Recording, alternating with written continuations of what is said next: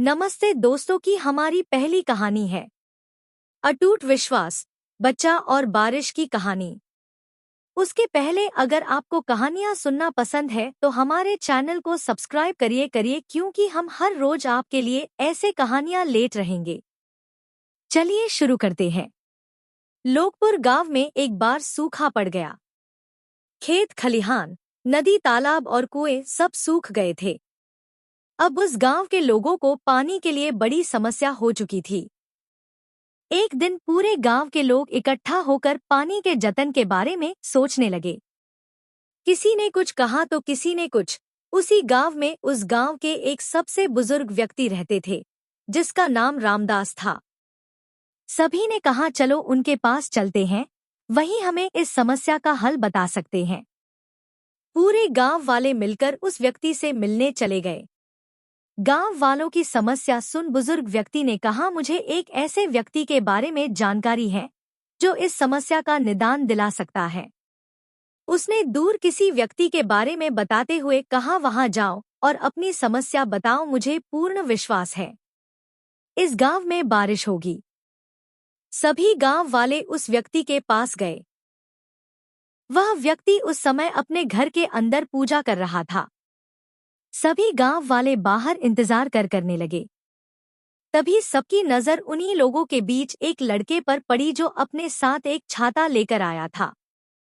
सभी ने उस बच्चे से पूछा कि आप अपने साथ छाता क्यों लाए हो।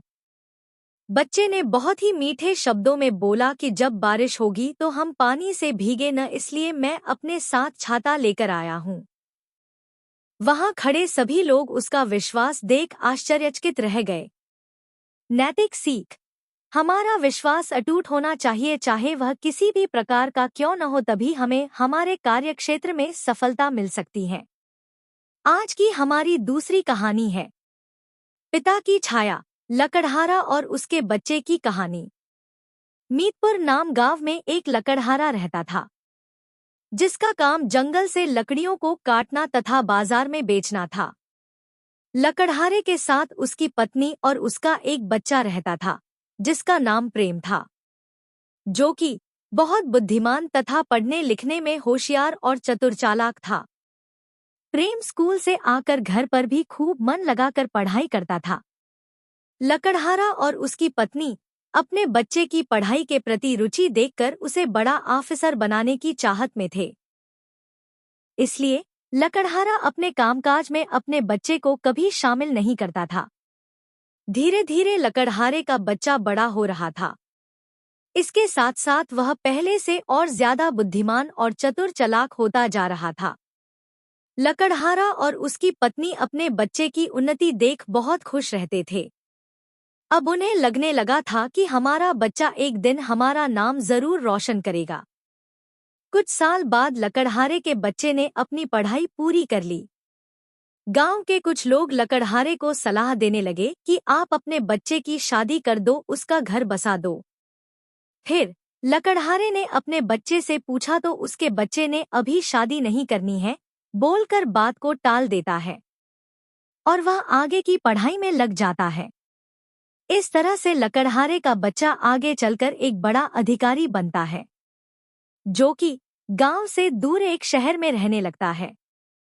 एक बार लकड़हारा अपने बच्चे से मिलने उसके दफ्तर में जाता है और देखता है कि उसका लड़का कुर्सी पर बैठा होता है। लकड़हारा अपने बच्चे के दोनों कंधों पर अपने हाथ रखते हुए बोलता है, बेटा कैसे हो, कैसी चल रही है आपकी नौकरी। बेटा बहुत गौरवान्वित महसूस करता है और अपने पिता को सब अच्छा बताता है। फिर उसके पिता उससे पूछते हैं, बेटा इस दुनिया में सबसे महान इंसान कौन है। बेटे ने कहा मैं। लकड़हारा सोच में पड़ गया और उसे ऐसे जवाब मिलने की उम्मीद नहीं थी।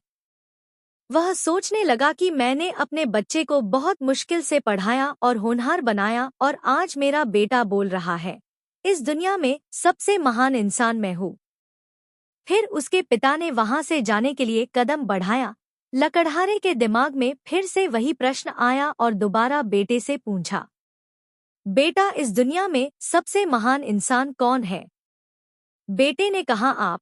लकड़हारा कुछ समझ नहीं पाया। उसने पूछा, अभी तो तुम बोले थे कि इस दुनिया में सबसे महान इंसान मैं हूँ। बेटा मुस्कुराते हुए बोला, पिताजी, जब आपने मुझसे यह प्रश्न पहली बार पूछा था तब उस समय मेरे कंधे पर आपका हाथ था। इसलिए मैंने अपने आप को इस दुनिया का सबसे महान व्यक्ति बताया था। क्योंकि जिस पिता का हाथ बेटे के कंधे पर हो उससे महान इंसान कोई और नहीं हो सकता। बेटे की संस्कार भरी बात को सुनकर उसका पिता प्रफुल्लित हो गया और अपने बेटे को गले से लगा लिया। नैतिक सीख। पिता का सहारा लेकर बच्चा किसी भी मुकाम को हासिल कर सकता है। पिता ही एक ऐसा इंसान है जो अपने बच्चे को जीवन जीने की कला सीखता है। तो दोस्तों, आज के लिए इतना। हाई कॉल FIR से मिलेंगे नया कहानी के साथ।